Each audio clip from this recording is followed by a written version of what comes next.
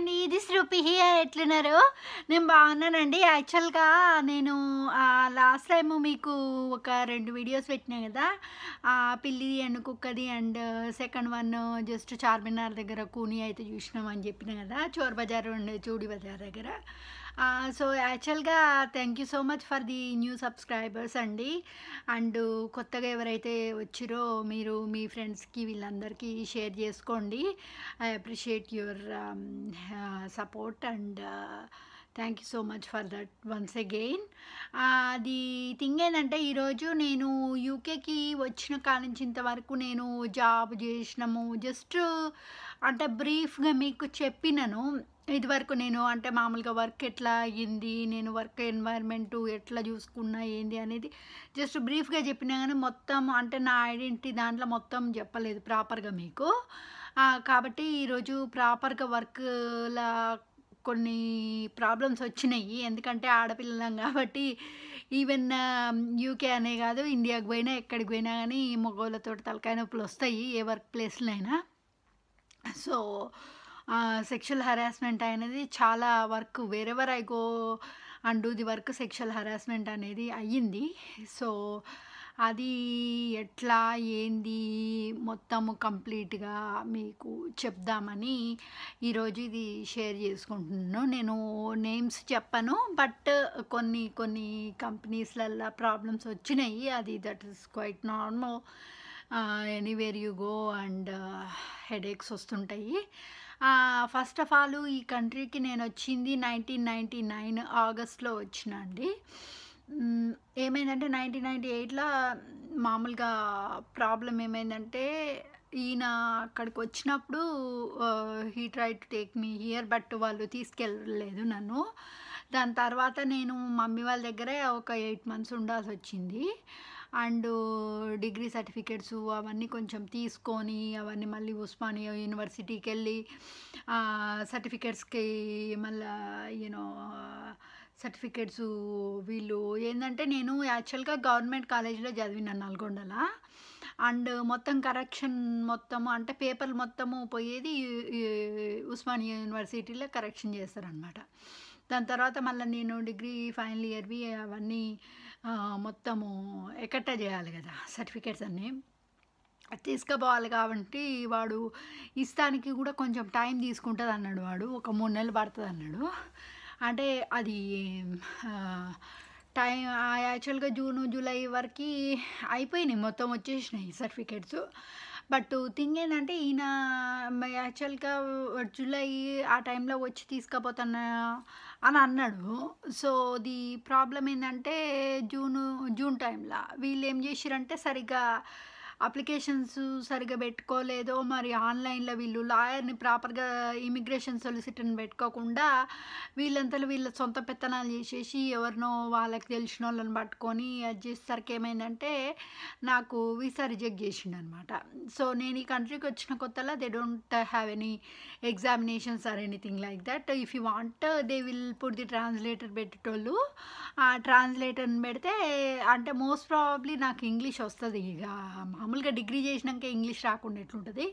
అంటే తెలుగు మీడియం, నేను English medium కాదు. బట్ ఈవెన్ దో నాకు ఇంగ్లీష్ అర్థమవుతుంది, స్పోకెన్ లాంగ్వేజ్ కొంచెం ప్రాబ్లము. అండ్ తర్వాత ఏమైందంటే, నేను ఈ కంట్రీకి 1999లో ఆగస్ట్లో రిజెక్ట్ అయిన తర్వాత మమ్మీ వాళ్ళ దగ్గర 8 నెలలు ఉన్నా. దాని తర్వాత ఈ కంట్రీకి వచ్చినండి. ఫస్ట్ టైము వచ్చిన ఇంకా ఆయన రిసీవ్ చేసుకున్నాడు, ఈయన దగ్గరనే ఉన్న 1 month.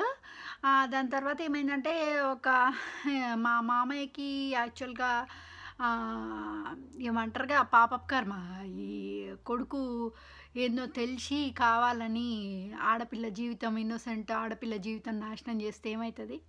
మా పెళ్ళి కాగానే ఆయనకు అదైంది, ఏమంటారు పెరాలసిస్ వచ్చింది. పెరాలసిస్ వచ్చి మొత్తం మంచాన పడ్డాడు మనిషి. ఆడపిల్ల మోసం చేస్తే గిట్టే రాలబడుతుంది. సో అది అయిపోయాక ఇంకా ఆయనకి వచ్చి అది చేస్తానికి ఛాన్స్ లేదు. ఈయన మళ్ళీ ఇంకా రాలేదనమాట. నా అంతలు నేనే వచ్చిన యూకేకి. అండ్ వీళ్ళ ఫ్రెండ్స్ ఎవరు ఉన్నారంటే వాళ్ళు మళ్ళీ మధ్యన ఎక్కుతారు ఫ్లైట్ అంటే, ఇంకా నేనే ఫ్లైట్ పట్టుకొని మద్రాస్ నుంచి ఫ్లైట్ పట్టుకొని వచ్చిన. అయితే ఏమైందంటే ఫస్ట్ టైం వచ్చినప్పుడు నాకు సరిగ్గా తెలవదు కదండీ మద్రాస్‌లో. వాళ్ళు తమిళోళ్ళు వన్ ఆఫ్ ది మోస్ట్ మోసం చేసేటోళ్ళంటే తమిళోళ్ళు చాలా మోసం చేస్తారు వాళ్ళు. వాళ్ళను నమ్మకూడదు. ఎవ్వరన్నేమో గాని తమిళోళ్ళని అస్సలు నమ్మకండి. తమిళోళ్ళు, నార్త్ ఇండియన్స్ మోసం చేస్తారు. మన తెలుగోళ్ళం మనమే ఇంకా మంచిగా ప్రాపర్‌గా అంటే మనకు ప్రేమలుంటాయి. ప్లస్ మనం ఒకళ్ళ మోసం చేసే గుణాలు మన దగ్గర ఉండవు. ఎక్కువ శాతం నార్త్ ఇండియన్స్, తమిళోళ్ళు చాలా మోసం చేస్తారు. నిజమండి నేను చెప్పేది. I'm not joking. అమ్మతోడు నేను చెప్పేది. నా బిడ్డ మీద ఒట్టేసి చెప్తున్నా. That is fact. So thing ఏంటంటే అది అప్పుడు వచ్చినప్పుడు ఏమైందంటే ఫస్ట్ టైం కదా నేను వాళ్ళు యాక్చువల్గా వీళ్ళ ఫ్రెండ్స్ ఎవరు వస్తున్నారంటే వాళ్ళేమో మాంచెస్టర్లో ఉంటారు.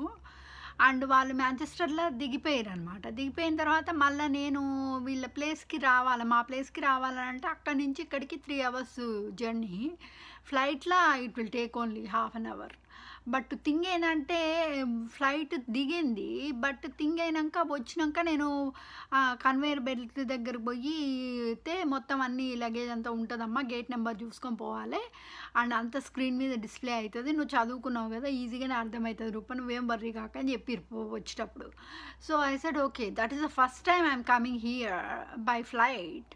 అండ్ పోయేటప్పుడు కూడా నేను గేట్ నెంబర్ చూసుకొని వచ్చిన. నేను ఐఎమ్ నాట్ వర్రీడ్, నన్ను ఎవరు ఏం డ్రాప్ చేయలే, నేను నా అంతా నేనే వచ్చేసిన.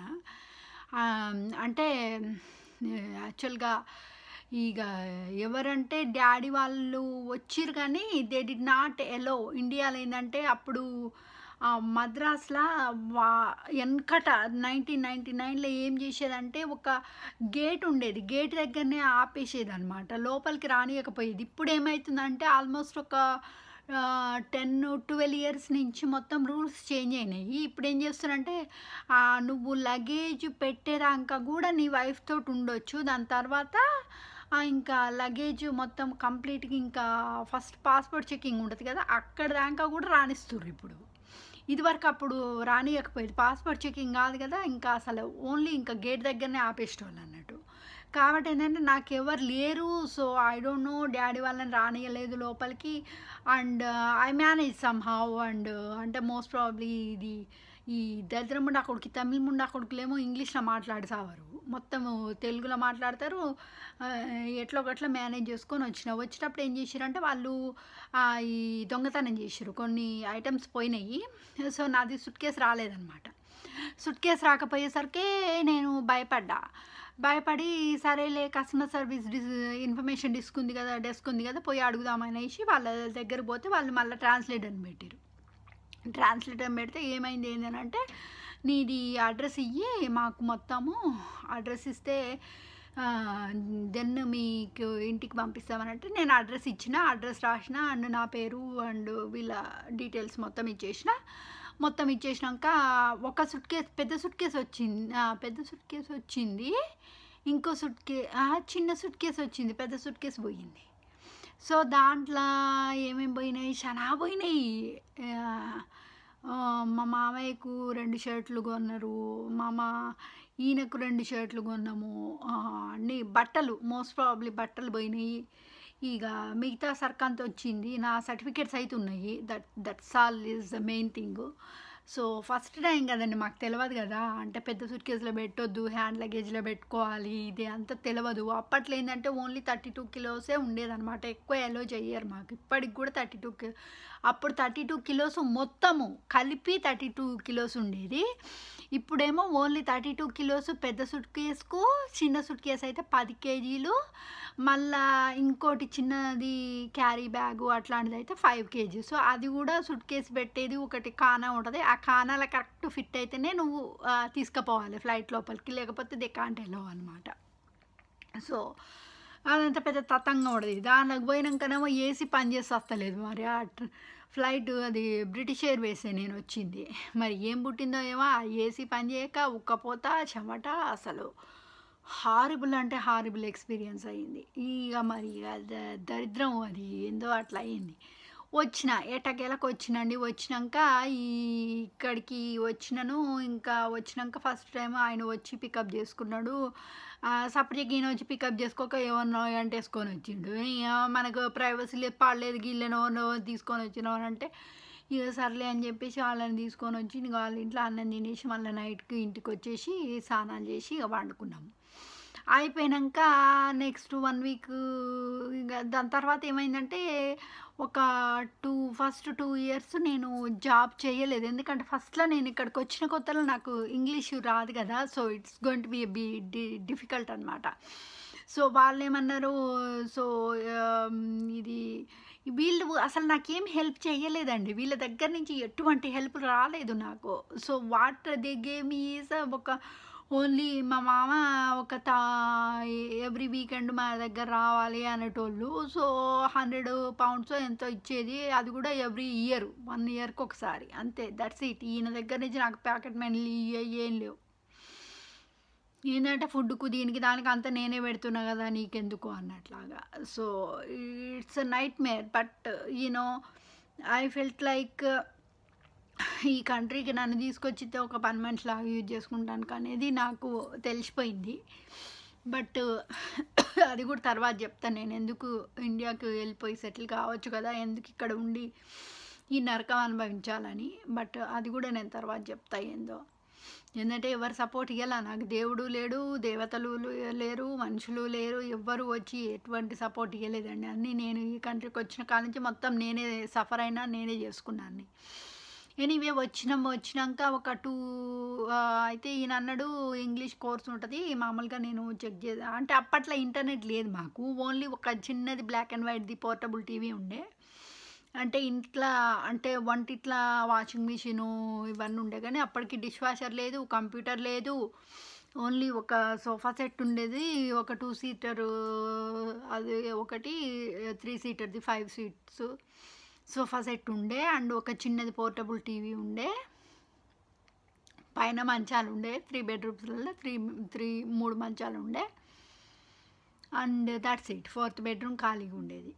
సో, అది సంగతి. అండ్ ఈయనకు చిన్నది కారు ఉండేది, మారుతి కారు అంతే ఉంటుంది. అంత చిన్నది ఒక కారు ఉండేది, అది కూడా మాన్యువల్ అనమాట, ఇట్స్ నాట్ ఆటోమేటిక్. సో, అంతే ఇంకా దట్స్ ఇట్. నేను ఇక్కడికి వచ్చినప్పుడు ఏం లేకుండా, మాకు కంప్యూటర్ గిట్లా ఏం లేకుండా, సరేలే నాకు అప్పట్లో ఏం తెలియదు, ఎట్లా ఎవరైనా ఫోన్ ఎత్తితే భయపడేది నేను. ఎత్తుదామంటే వాళ్ళు చెప్పేది నాకు అర్థం కాదు, ఎందుకంటే యాక్సెంట్ కంప్లీట్ డిఫరెంట్ ఉంటుంది కదా. దాని తర్వాత ఈయన అన్నాడు ఊకే ఇంట్లో కూర్చుంటే కూడా నీకు ఊకే బోర్ కొడుతుంది కదా, ఒక పని చేద్దాము, నేను మా ఫ్రెండ్స్ని అడిగి తెలుసుకుంటా వర్క్లో. అప్పటికి ఈయన బ్యాంక్లో పని చేస్తున్నాడు. సో, నన్ను నేను మామూలుగా వర్క్లో నేను అడిగి తెలుసుకుంటా ఎవరినన్నా ఇట్లా ఎట్లా అంటే ఏదైనా కోర్సెస్ ఏమైనా చేయొచ్చా, ఫ్రీ కోర్సెస్ ఏమైనా ఉంటాయా అని ఇమీడియట్గా మేము ఏం చేసినామంటే, ఇక్కడికి వచ్చిన కొత్తలో బ్రిటిష్ పాస్పోర్ట్ ఉంటే ఫ్రీ కోర్సు వస్తుంది అనమాట. అదే బ్రిటిష్ పాస్పోర్ట్ లేకపోతే నీకు ఫ్రీ కోర్సు రాదు. సో, నేను రాగానే మేము బ్రిటిష్ పాస్పోర్ట్ అప్లికేషన్ పెట్టుకున్నాక ఒక 6 మంత్స్ పట్టింది. సో, వచ్చినాక 1 ఇయర్ తర్వాత బ్రిటిష్ పాస్పోర్ట్ అప్లికేషన్ పెట్టుకున్నాక 6 మంత్స్ తర్వాత I have got the British passport. British passport వచ్చిన తర్వాత ఫస్ట్ సర్టిఫికేట్ ఇస్తాడు. సర్టిఫికేట్ ఇచ్చినాక మళ్ళీ పాస్పోర్ట్ పంపిస్తాడు అన్నాడు సపరేట్గా. పాస్పోర్ట్ వచ్చిన తర్వాత దెన్ వీ హ్యావ్ నేనేం చేసిన అంటే అప్లై చేసిన అనమాట. ఇట్లా ఇంగ్లీష్ కోర్సెస్, ఈసోల్ కోర్సెస్ అని ఉంటాయి. ఈసోల్ కోర్సెస్ అప్లికేషన్ పెట్టుకున్నాక వాళ్ళు అన్నారు కంపల్సరీ 5 ఇయర్స్ చేయాల్సి వస్తుంది, ఇంక్లూడింగ్ ది జీసీఎస్సీ అన్నాడు. అంటే జీసీఎస్సీ ఏంది అన్న నేను. జీసీఎస్సీ అంటే 10th స్టాండర్డ్, అండ్ ఇంటర్ అయితేనేమో ఏ లెవెల్స్ అంటారు ఇక్కడ, అండ్ మామూలుగా డిగ్రీ అయితేనేమో బ్యాచిలర్స్ డిగ్రీ అన్నారు, గ్రాడ్యుయేట్, అండర్ గ్రాడ్యుయేట్ అంటారు. సో, దాని తర్వాత మళ్ళీ హయ్యర్ అంటే యూనో మాస్టర్స్ ఇక్కడ ఇండియా అలాగనే పిలుస్తారని అంటే ఓకే అనుకున్నాక ఏమైంది, ఇంకా ఇంగ్లీష్ కోర్స్కి పోతావా, నేను దింపొస్తా అని అన్నాడు. అంటే పోతా పోతా నేను నేర్చుకోవాలి కదా ఇంగ్లీష్ అని అనుకొని ఇంకా దాని తర్వాత నుంచి ఇంగ్లీష్ కోర్స్కు ఫోన్ చేస్తే వాళ్ళందరూ ఇట్లా ఎంత వీక్లీ ట్వైస్ ఉండేదండి. వీక్లీ 3 సార్లు 3 రోజులు night time 7 till 9:30. So 7 till 9:30 ఉండేది. ఇంకా అట్లా 2.5 hours అట్లాగా ఒక 4 years పోయినాను. పోయినాక వాళ్ళ మళ్ళీ ఏమన్నారు, ఇక్కడ మామూలుగా ఇండియాలో కదా డిగ్రీ చేసింది. సో అవన్నీ 10th క్లాస్వి మళ్ళీ ఇంటర్మీడియట్వి అండ్ డిగ్రీ సర్టిఫికెట్లు మొత్తం కూడా నారిక్ అని ఉంటుంది, NARRIC. నారిక్ అంటే వాళ్ళు కంపారిజన్ చేస్తారనమాట. ఇండియన్ స్టాండర్డ్స్ వేరు, బ్రిటిష్ స్టాండర్డ్స్ వేరు. ఇక్కడ ఏంటంటే ఓన్లీ 76% వస్తేనే పాస్ మార్క్ అనమాట. మాకు అప్పట్లో ఎట్లుండేదంటే 1970sలో కదా నేను పుట్టింది. సో కాబట్టి ఏంటంటే అప్పట్లో ఎట్లుండేదంటే మాకు ఇండియాలోనేమో ఓన్లీ 100కు 35 వస్తే పాసు ఉండేది, అంటే 10thలో నేను చెప్పేది. మామూలుగా ఇంటర్లోనేమో 60కి ఐ థింక్ 26 వస్తే పాస్ అయ్యేది. సో అట్లాగా ఉండేది pass mark. It's very low and ఎక్కువ మార్కులు కూడా వేయకపోయేది మాకు అప్పట్లో. ఓన్లీ ఇప్పుడు అంటే 100% 100కి 100 కూడా ఎత్తురు. ఇప్పుడు 99 కూడా వస్తున్నాయి. ఇప్పుడు మొత్తం చేంజ్ అయింది. సో ఇక్కడ బ్రిటిష్ స్టాండర్డ్స్ ఏంటంటే only compulsory you have to get 76% pass అనమాట. సో కాబట్టి ఏంటంటే ఈయన అడిగిండు అనమాట, నువ్వు ఆక్స్ఫర్డ్ పోతావా కేంబ్రిడ్జ్ పోతావా అంటే నాకు అర్థం కాల. ఆక్స్ఫర్డ్ ఏంది కేంబ్రిడ్జ్ ఏందని అంటే, కేంబ్రిడ్జ్ సర్టిఫికేట్ అయితేనేమో 76% పాసు, అదే if you want to go with the Oxford అయితే ఆక్స్ఫర్డ్ యూనివర్సిటీ పోవాలంటే మాత్రం compulsory you need to pass like 82% compulsory వస్తేనే నీకు పాస్ మార్క్ వస్తుంది అని అంటే, అమ్మో వద్దులే నాకు అంత సీన్ లేదు, నేను కేంబ్రిడ్జే పోతా అని చెప్పిన నేను. ఎందుకంటే Oxford is always higher standard ఉంటుంది. ఇప్పుడు సైకాలజీ కూడా ఆక్స్ఫర్డ్కి అప్పుడప్పుడు పోతా నేను, అంటే జస్ట్ వర్క్ కాన్ఫరెన్సెస్కి దీనికి దానికి ఫ్రీ రీసెర్చ్ చేస్తే ఫ్రీ అదనమాట. You can go and do the research ఫ్రీగా చేసుకోవచ్చు. సో కాబట్టి ఏంటంటే కొంచెం స్టాండర్డ్స్ ఎక్కువ ఉంటాయి. అండ్ అయితే ఇంకా తక్కువ అంటే ఇప్పుడు ఎట్లా మరి నేను అక్కడికి పోయి చేయాలంటే, లేదు నువ్వు ఇక్కడ చేసేది ఇక్కడనే, బట్ కరెక్షన్ మాత్రం అక్కడ అవుతుంది, ఇలా ఫైనల్ ఎగ్జామ్స్ కూడా ఇక్కడనే ఉంటాయి అంటే, ఇండియా లాగానా అనుకున్నా. దాని తర్వాత ఏమైంది, మర్చిపోయినా 6 months తర్వాత నాకు సూట్ కేసు వచ్చింది, బట్ ఇక సర్టిఫికేట్స్ అవన్నీ దొరికినాయి. దాని తర్వాత ఏమైందంటే అది అయిపోయాక ఇక్కడికి వచ్చినాక ఇక కోర్సెస్ అన్నీ చేసినండి. మొత్తం ఎవ్రీథింగ్ నేర్పిస్తారు. ఇంకా ఎవ్రీథింగ్ అంటే మొత్తం స్లాంగ్ ఎట్లుంటుంది, ప్రొనౌన్సియేషన్ ఎట్లుంటుంది. ఇప్పుడు మామూలుగా మనకు ఇప్పుడు స్మోకింగ్ పోతాం కదా, స్మోకింగ్ పోతే ఇక్కడ ఫ్యాగ్ అని పిలుస్తారు. అట్లా కొన్ని స్లాంగ్ టర్మినాలజీస్ ఉంటాయి అన్నమాట. సో యూనో కొన్ని ఇడియమ్స్, ఫ్రేజెస్ కొన్ని డిఫరెంట్ ఉంటాయి. ఇక్కడ మన యూకేలో డిఫరెంట్ ఉంటుంది అండ్ ఇండియాలో డిఫరెంట్ ఉంటుంది అనమాట. కాబట్టి ఏంటంటే కంపల్సరీ కోర్సెస్కి వెళ్తే ఏంటంటే బెనిఫిషియల్. మోస్ట్లీ ఏంటంటే వర్క్ ప్లేస్లలో ఎవరన్నా ఏదైనా ఎక్కిరిచ్చినా ఏమైనా అన్నా కానీ నీకు తెలుస్తుంది, whatever they are talking is bullshit అనేది నీకు అర్థమవుతుంది అనమాట. కాబట్టి అట్లా పోయినాక కోర్సెస్కి వెళ్ళినాక ఫస్ట్ జాబ్ ఏంటంటే ఈ హోటల్లో పనిచేద్దామని అనుకొని 2002లో అనుకుంటా, అప్పుడు ఇది ఫస్ట్ ఇట్లా వాలంటరీ జాబ్ లాగా చేద్దామని చెప్పేసి నేను అప్పుడు దాని తర్వాత ఇంకా కంప్యూటర్ కొన్నాం. ఒక 2 years తర్వాత మళ్ళీ కంప్యూటర్ కొన్నాము, డెస్క్టాప్ కొన్నాం అన్నట్టు. ఇంకా అప్పటి నుంచి ఇదే నడుస్తుంది. మొన్న మీకు చూపించిన కదా ఇల్లు చూపించినప్పుడు. సో అది మధ్యన ఒక 2 times ఈ స్క్రీన్ చేంజ్ చేసినాం, కానీ మిగతా అంత సేమే ఉంది కంప్యూటర్. ఒక్కసారే స్క్రీన్ చేంజ్ చేసినాం అంతే. మోస్ట్లీ ఇక అప్పటి నుంచి నడుస్తూనే ఉంది. 26 ఏళ్ళ నుంచి, అది 24 ఏళ్ళు ఇప్పుడు 24 years నుంచి నడుస్తుంది. ఈ కంట్రీకి వచ్చి 26 years అయింది. సో కంప్యూటర్ వచ్చినాక మేము ఇంటర్నెట్లో చెక్ చేసినాక కనెక్షన్స్ అని ఒక కంపెనీ ఉంది, వాళ్ళకి ఫోన్ చేసి తెలుసుకుందామని నేను ఫోన్ చేస్తే you can come here and you can do the voluntary job. పర్టికులర్గా నువ్వు టైం షీట్ రాయాలి. అప్పట్లో ఏంటంటే టైం షీట్స్ ఉండేయండి ఇక్కడ యూకేలో. టైమ్ షీట్స్ రాసుకోవాలి, లేకపోతే మేము మామూలుగానైతే యాక్సెప్ట్ చేయము. టైమ్ షీట్స్ కంపల్సరీ నువ్వు రాసి పెట్టుకోవాలి. అంతా వెనకట మోడల్ అనమాట. అంత కొంచెం అంతా ఎవ్రీథింగ్ మాన్యువల్. కంప్యూటర్స్ వచ్చినా కానీ ఎక్కువ శాతం మాన్యువల్ ఉండేది. దాని తర్వాత అయిపోయాక అన్నది ఇట్లా ఫ్రీ కోర్సెస్, కంప్యూటర్ కోర్సెస్ ఉన్నాయి, అది చేస్తే నీకు ఫ్యూచర్లో నీకు అడ్మినిస్ట్రేషన్ జాబ్, అకౌంటెంట్ జాబ్స్ అట్లాంటివి వస్తాయి. బట్ అకౌంటెంట్స్కి అయితేనేమో నువ్వు మామూలుగా సేజ్ అని ఒకటి ఉంటుంది, మళ్ళీ అది సాఫ్ట్వేర్ నువ్వు ఎగ్జామ్ పాస్ కావాల్సి వస్తుంది. కాబట్టి అడ్మిన్ జాబ్స్ మాత్రము మంచిగా ఉంటాయి, శాలరీ చాలా బాగుంటుంది. And can you able to do that అని అన్నది. Yeah of course I will do అన్న. అయితే ఒక పని చేద్దాం, ఫస్ట్ నేను రిసెప్షనిస్ట్ జాబ్లో ట్రై చేస్తా, దాని తర్వాత వేరే అంటే నేను ఫైలింగ్ క్లర్క్ జాబు, ఫస్ట్ హోటల్లో రిసెప్షనిస్ట్ జాబ్ ఒక 9 months ఏమో చేసినండి అంతే. దాని తర్వాత ఏమైందంటే అది కూడా పార్ట్ టైం జాబ్ చేసినాను. పార్ట్ టైమే వచ్చింది, ఫుల్ టైం రాలా అప్పుడు. దాని తర్వాత ఏమైందంటే ఇంకా మిగతా దాని తర్వాత ఇది నాట్ ప్రెస్ట్ బ్యాంక్ ఉంది. ఆ బ్యాంక్లో ఏం చేసిరంటే మాకు నేను రిసెప్షనిస్ట్ జాబ్ చేసే దగ్గర ఒక ఫ్రెండ్ దొరికింది నాకు. అంటే అమ్మాయి పేరు చెప్పాను, ముస్లాం అనమాట. ఆమె కూడా డివోర్స్డ్. ఆమె అన్నది లేదు రూపా, నేను I will show you everything, మొత్తం అంతా నేను అంతా తీసుకుపోయి చూపిస్తాను. ఎందుకంటే ఆమె మా ఇంటి పక్కనే ఉండేది, పెద్ద దూరం కాదు వాళ్ళ ఇల్లు మా ఇల్లు. ఎంత అంటే ఒక 5 miles, 5 miles కూడా కాదు, 2 miles డిఫరెన్స్ అంతే. సో ఆమెది అక్కడ దిగిపోయేది, నేను ఒకటే బస్ స్టాప్ తేడా అనమాట మాకు దిగేది. అయితే అన్నది ఒక ఫస్ట్ టైం నేను అంటే ఎందుకు రూపా నువ్వు వరీ కావాల్సిన అవసరం లేదు, మీ హస్బెండ్ రోజు వచ్చి వర్క్ నుంచి దింపాల్సిన అవసరం లేదు నీకు జాబ్కి, మామూలుగా నువ్వు బస్సులో పోవచ్చు అని అంటే. అప్పట్లో ఫస్ట్లో ఎంత ఉండే అంటే 80p ఉండేనండి. 80p, only 80 pence when ever I'm day ticket, అది కూడా డే టికెట్ 80 pence ఉండేది. ఆ డే టికెట్ £1.50 అనుకుంటా, £1.50కి డే టికెట్ ఉండే. 80p అయితే పోతానికి, 80p వస్తానికి అన్నట్టు అట్లుండేది. సో ఎనీవే అట్లా ఇంకా దాని తర్వాత కార్డ్ కొనుక్కున్నాం. కార్డ్ అయితేనేమో చీపర్ ప్రైస్కి వస్తుంది నీకు. ఒకటేసారి ఇక మంత్లీ ఒకసారి కొన్నామంటే ఇక ఎవ్రీ మంత్ రెన్యువల్ చేయించుకోవచ్చు.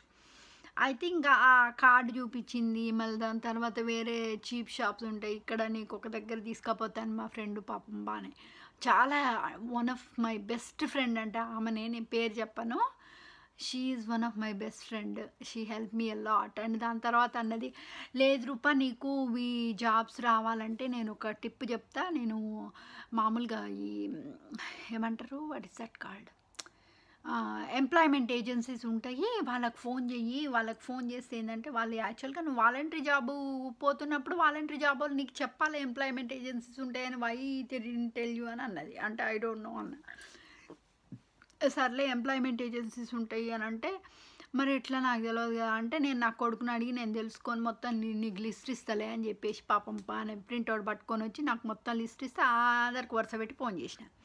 ఫోన్ చేస్తే వాళ్ళు చెప్పారు నువ్వు ఇక్కడ రావాలి, నువ్వు అక్కడికి రావాలి. ఎందుకంటే ఏంటంటే నువ్వు ఆన్లైన్లో రిజిస్ట్రేషన్ అనేది లేకుండే అప్పుడు. కంపల్సరీ నువ్వు కంపెనీ దగ్గరికి బస్ వేసుకొని మళ్ళీ కంపెనీ దగ్గరికి పోయి you have to register with them. And once you register with them and వాళ్ళ పాస్పోర్ట్ చూసి మళ్ళీ ఈక్వాలిటీ అని, దాని తర్వాత మళ్ళీ కంప్యూటర్ కోర్సు కూడా free courses. I think I have done the computer courses in ఇండియాలో చేసిన నేను computer courses. DOS, Windows, FoxPro ఉండే వెనకట.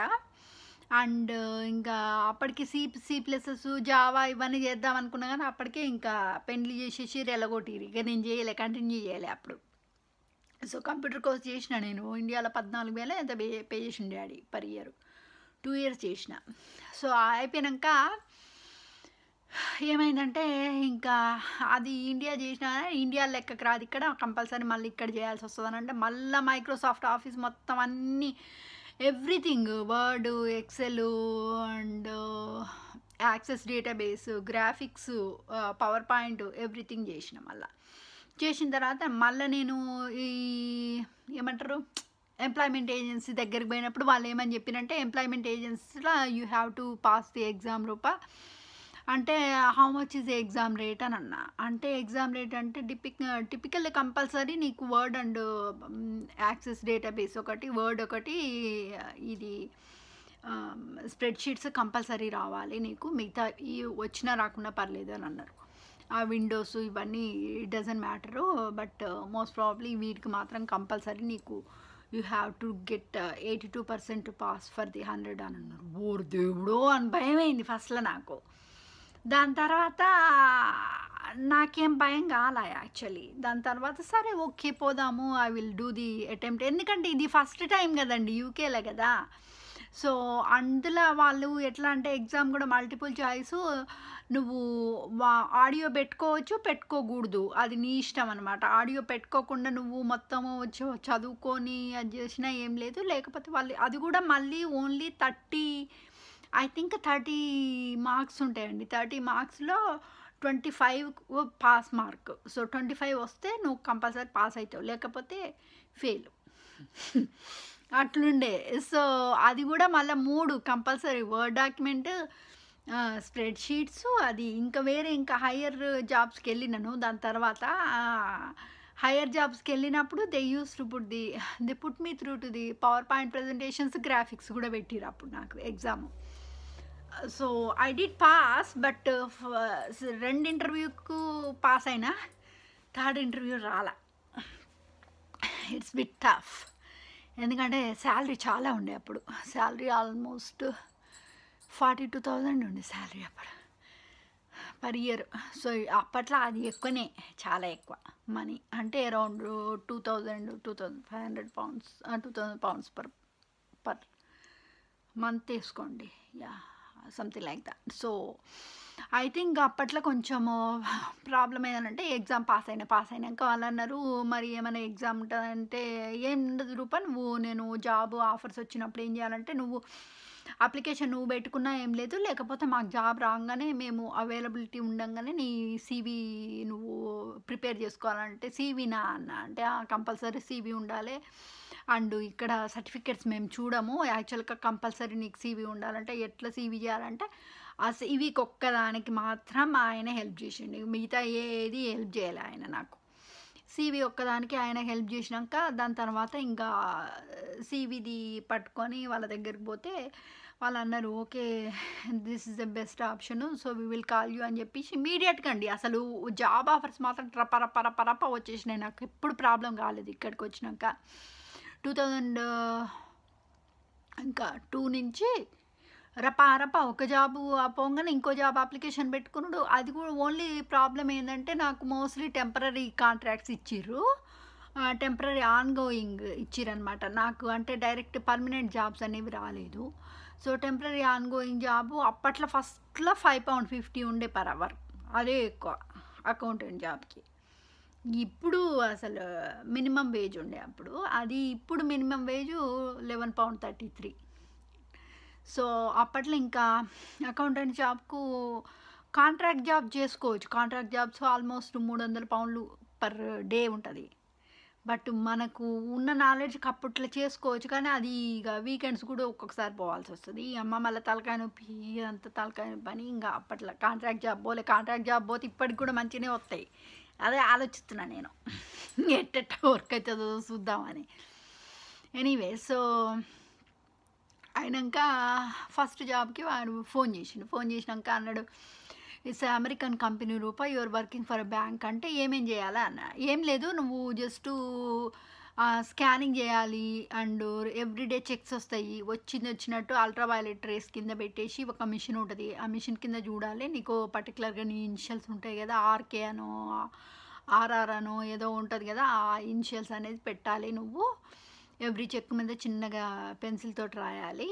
దాని తర్వాత మేము తుడుపుకుంటాం, అది తుడుపుకొని నీకు ఎవ్రీ టైం నువ్వు ఫ్రాడ్ చెక్ పట్టుకున్నప్పుడు నీకు 10 అంటే మామూలుగా 50,000 మోర్ అయితేనేమో £10 చెక్ వస్తుంది. £10 వౌచర్ ఇస్తాం మేము, షాపింగ్ వౌచర్సు. ఇంకా అట్లాగా నీకు ఇంక్రీజ్ అవుతూ ఉంటే 100,000 మోర్, 200,000, 300,000 అట్లా ఫ్రాడ్ ఎంత నువ్వు ఎక్కువ ఫ్రాడ్ చెక్స్ నువ్వు పట్టుకుంటే అంత ఎక్కువ నీకు మనీ వస్తుంది బోనస్ లాగా. అండ్ నీ లంచ్ నువ్వే తెచ్చుకోవాలి, బట్ ఎర్లీ మార్నింగ్ 8 o'clock నుంచి 4 వరకు ఉంటుంది మామూలుగా. ఒక్కొక్కసారి అది అండ్ 10 o'clock నుంచి 6 వరకు ఉంటుంది, అండ్ 5 to 9 వరకు ఉంటుంది. నీ ఇష్టం ఉన్న స్లాట్ నువ్వు చూజ్ చేసుకోవచ్చు అని అన్నాడు. అంటే అప్పుడప్పుడు ఎక్స్ట్రా ఓవర్ వర్క్ చేయాల్సి వస్తుంది, 2 hours ఎక్స్ట్రా పేమెంటు ఉంటుంది. నీకు కావాలనుకుంటే ఓవర్ పేకి డబుల్ పే చేస్తామని అన్నారు. అమ్మో అనుకున్నా, అట్లా చాలాసార్లు చేసిన. అయితే సర్లే అనుకొని ఇదేదో ఇక బాగానే ఉందని అనుకున్నా. సో డబుల్ పేమెంటు చేద్దామనుకున్నా అండి. ఓకే, అప్పుడు ఏమైందంటే ఇది జాబు వచ్చిన తర్వాత ఇంకా అది జాబు వాళ్ళు ఏం చేశారంటే నన్ను ఉట్టినే, ఇంకా వాళ్ళు ఇంటర్వ్యూకి ఇట్లా ఏం లేదన్నట్టు, జస్ట్ ఉట్టినే నువ్వు కంపెనీకి వచ్చేసాయని అన్నారు. నేను బస్సు పట్టుకొని వస్తానికి ఫస్ట్ ప్రాబ్లం కదా, ఫస్ట్ ట్యాక్సీ వేసుకొని పోయిన తర్వాత ఏమైందంటే ట్యాక్సీ వేసుకున్నాక వెళ్ళిపోయాను అనమాట. వెళ్ళిపోయాక ఈ జస్ట్ పోయినాక ఇంటర్వ్యూ అని అన్నారు కదా, అంటే ఇంటర్వ్యూ ఏముండదు రూపాయి ఇంట్లో, జస్ట్ ఉట్టిగానే మాట్లాడి మొత్తము ఎవ్రీథింగ్ నీకు ప్రొసీజర్ ఎట్లుంటుందో చెప్తాము, నువ్వు you have to sign the contract, it's అంటే నువ్వు అగ్రీ చేస్తున్నట్టు. అండ్ పాస్పోర్ట్ సైజ్ ఫోటో కావాలి ఒకటి, అండ్ పాస్పోర్ట్ కావాలి, అండ్ డ్రైవింగ్ లైసెన్స్ కావాలంటే నేను డ్రైవ్ చేయట్లేను అంటే, సరే ఓకే నీ దగ్గర బస్ టికెట్ ఉందా అన్నాడు. అంటే ఉంది అన్న. సో ఎవ్రీడే అట్లా చేయాలి, అండ్ ఎవ్రీడే నువ్వు ఇదంతా చేయాలి. దాని తర్వాత నువ్వు స్కానింగ్ చేయడము, ప్లస్ ఫ్రాడ్ చెక్స్ పట్టుకోవడం, ఫైండ్ అవుట్ చేయడము, ప్లస్ వేరే కొలీగ్స్ తోటి అప్పుడప్పుడు మీటింగ్స్ ఉంటాయి, ఎవ్రీ మంత్ మీటింగ్స్ ఉంటాయి, మీటింగ్స్ అటెండ్ కావాలి. అండ్ మిగతా కొన్ని ప్రాబ్లమ్స్ ఏదన్నా ఉంటే మేనేజర్కు అప్పచెప్పాలి. And compulsory fraud investigator job అనమాట మాది, యాక్చువల్ నేను చేసింది. దాంట్లో ఏంటంటే నువ్వు కంపల్సరీ బ్యాంక్స్కి ఫోన్ చేయాలి. ఒకవేళ సిగ్నేచర్ మ్యాచ్ కాకపోతే you have to contact the bank and tell them అనమాట. కంపల్సరీ అకౌంట్ నెంబరు ఇది ఇచ్చే, తేడా ఉందా, ఎవరు ఏ మనిషి పేరు మీద ఉంది, ఎక్కడి నుంచి వచ్చింది, ఏంది అనేది ఎవ్రీథింగ్ ఫైండ్ అవుట్ చేసి బ్యాంకుకి ఫోన్ చేసి టాలీ చేయాలన్నమాట. ఒకవేళ సిగ్నేచర్ టాలీ కాలేదనుకో మళ్ళీ దానికి కూడా బోనస్ ఎక్స్ట్రా వస్తుంది నీకు.